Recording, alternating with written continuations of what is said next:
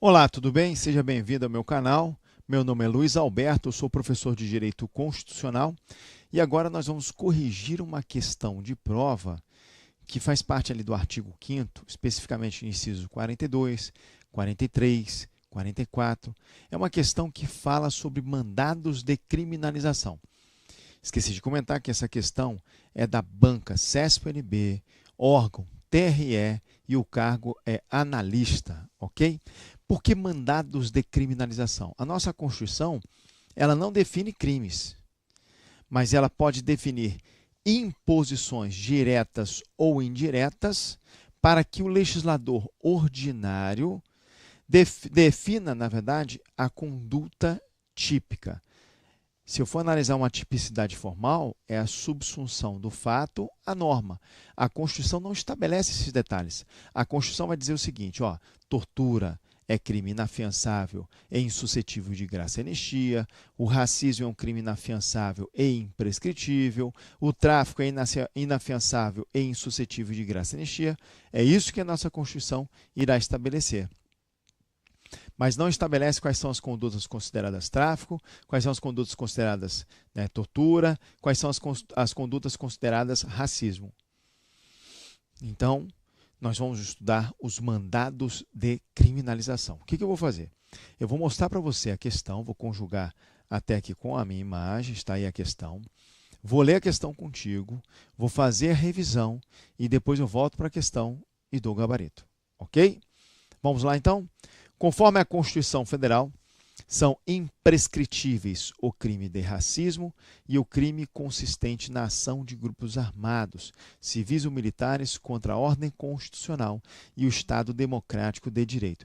Sempre bom, antes até de fazer a revisão, o pessoal pensa que a ação de grupos armados é organização criminosa, né? Enfim, Comando Vermelho, que mais?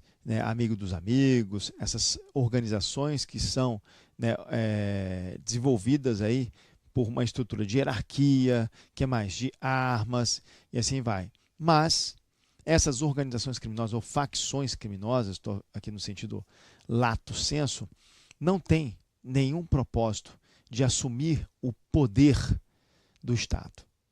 A ideia é apenas o quê? Vai vender sua droga, vai matar pessoas, ou seja, é um poder paralelo. A ideia não é tomar o poder. Então, essas facções, essas organizações criminosas que eu citei, não se enquadram em ação de grupos armados. Ação de grupos armados é o grupo que quer dar o golpe de Estado. Tudo bem? E aí, falando desses mandados de criminalização, você vê que a questão trata disso, está especificamente destacando o racismo, não é isso? O racismo e a ação de grupos armados. Então vamos fazer o seguinte, no artigo 5º, inciso 42 e 43, o que eu tenho? Vamos lá, artigo 5º, inciso 42 e 43. 42. A prática do racismo constitui crime inafiançável e imprescritível, sujeito à pena de reclusão, nos termos da lei. Aí depois tem o artigo 5º, inciso 42, que vai falar o seguinte, a lei considerará crimes inafiançáveis e imprescritíveis a ação, insuscetíveis, de graça ou anistia, a prática da tortura, o tráfico ilícito de entorpecentes e drogas afins, o terrorismo e os definidos como crimes hediondos, por eles respondendo os mandantes, os executores e os que, podendo evitá-los, se omitirem. Esse é o artigo 5º, inciso 43. E tem o 44, que vai destacar que a ação de grupos armados, civis ou militares, são considerados, deixa eu só retirar minha imagem daqui, são considerados, aqui, tranquilo, tá aí, ó. A ação de grupos armados, civis ou militares são considerados crimes inafiançáveis e também insuscetíveis de graça e anistia? Não, são imprescritíveis, ok? Por que eu brinquei? Porque, na verdade, já vi cair em prova. Racismo é um crime inafiançável e suscetível de graça e anistia, tá certo? Aí vou mostrar isso para vocês. Tudo bem? Ação de grupos armados é um crime inafiançável e suscetível de graça e anistia. Tá certo também. Tudo bem? Mas fique tranquilo que eu já vou mostrar aqui no material para vocês. Então vamos lá. Vamos fazer uma técnicazinha que é do TTTC-RA. Então eu tenho a tortura, o tráfico, o terrorismo e os crimes hediondos. E eu tenho um RA aqui que é o racismo. Tudo bem? E ação de grupos armados. Então vamos com calma. Primeiro T, tortura. Segundo, tráfico. Terceiro, terrorismo. Quarto, crimes hediondos. Aí depois eu tenho o quinto, racismo, e depois, finalizando, ação de grupos armados. Todos esses crimes são considerados crimes inafiançáveis. Então vamos lá, tá aí, ó, característica. São crimes inafiançáveis. Já a tortura, o tráfico, o terrorismo e os crimes hediondos são crimes insuscetíveis de graça e anistia. A graça é chamada de indulto individual. Nós temos o indulto coletivo, ou apenas indulto, que é uma clemência concedida pelo presidente da República para grupos de pessoas. A graça também é concedida pelo presidente da República, porém, a graça é um perdão individual. Por isso que a graça também pode ser chamada de indulto individual. Mais importante, concluindo, tortura, tráfico, terrorismo, crimes hediondos, não cabe indulto coletivo ou indulto individual e muito menos anistia, que é uma clemência concedida pelo Congresso Nacional. Tudo bem? Ok? Então vamos colocar aqui para vocês. Está lá. Tortura, tráfico, terrorismo, crimes hediondos, insuscetíveis de graça ou indulto individual e anistia. E o racismo e ação de grupos armados? O racismo e ação de grupos armados são crimes imprescritíveis. Então vou colocar aqui para vocês, ó, imprescritíveis. Ah, mas professor, não deu para anotar, ficou complicado, não tem problema. Pode ficar tranquilo que eu vou colocar aqui para vocês as definições de graça, o indulto individual, indulto coletivo e também da anistia. Interessante, né? Até o posicionamento do professor Nestor Távora, que daqui a pouquinho eu vou colocar para vocês. Ele fala que por força de uma lei, que é a 11.465 de 2007, agora eu não sei se é 11.465 ou 11.464. É 11.464. Essa lei, enfim, ela trouxe uma característica, uma alteração dentro da Lei 8.112, e dentro da Lei 8.112 passou-se a admitir liberdade provisória sem fiança para os crimes hediondos. Vamos lá, deixa eu colocar essa observação aqui para vocês. Fica mais fácil aqui. Tá ali, ó. Deixa eu colocar isso, agora eu vou retirar minha imagem para que você possa visualizar. Tá lá. Graça ou indulto individual, perdão individual concedido pelo presidente. Indulto coletivo, deixa eu só acompanhar aqui com a caneta. Indulto coletivo é o perdão coletivo concedido pelo presidente da República por meio de decreto. Depois nós temos a anistia. A anistia é o perdão coletivo concedido pelo Congresso por força de meio de lei. Por força, né, na verdade por meio, no caso, de lei. E eu tenho aqui por força da lei número 11.467, de 464, desculpa, de 2007, alterando o artigo 2º, inciso 2º da lei 8.072, por mais absurdo que possa parecer, passaram a admitir liberdade provisória sem fiança. Ok? Tudo bem? Então tá aí, curso de Direito Penal, Prisões e Liberdade Provisória, Nestor Távora. Ok. Então nós temos aí essas características.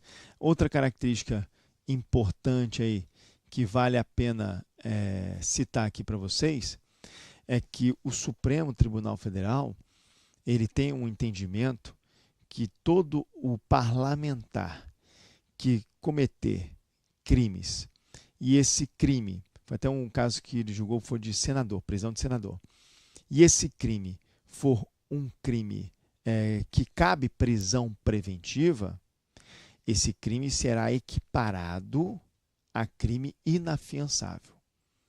Então, se um parlamentar for submetido à prisão preventiva, porque ele foi preso em flagrante delito de crime inafiançável, essa prisão em flagrante foi convertida em prisão preventiva, Nesse caso, eu tenho aí, o Supremo entende que por ter sido uma consideração, ter tido uma consideração de prisão preventiva, equipara-se a crime inafiançável. Isso eu não estou tirando da minha cabeça, não, tá bom?